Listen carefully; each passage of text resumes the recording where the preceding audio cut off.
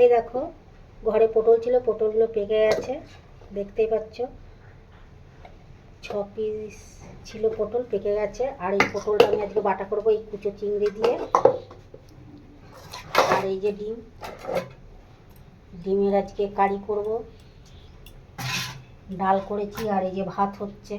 তোমরা দেখতে থাকো, আমি ডিমটা ভেজে নিই।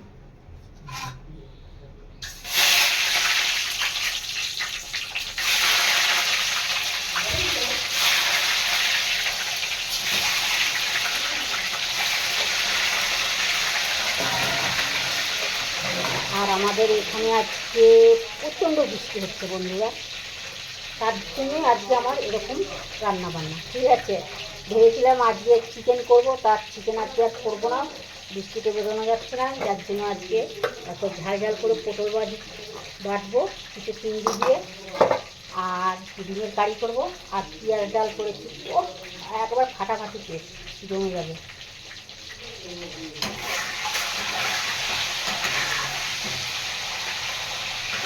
আমি এটাকে কেটে ছোটো ছোটো করে কেটে ভালো করে জিরে, কাঁচা কালো জিরে দিয়ে, রসুন দিয়ে আর শুকনো লঙ্কা দিয়ে ভালো করে বাটবো।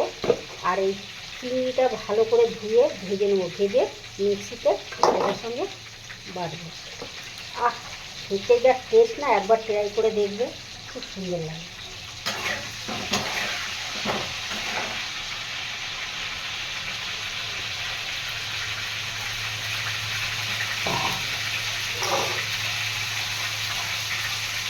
আর যারা করনি একবার ট্রাই করে দেখো।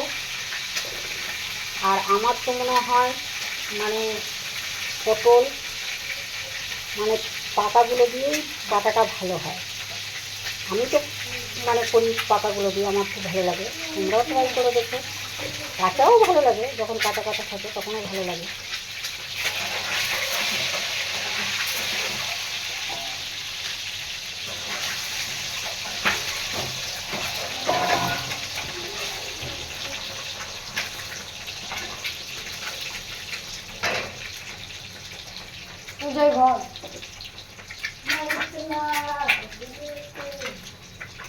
আদা, পেঁয়াজ, রসুন ডিমের জন্য করে নিয়েছি।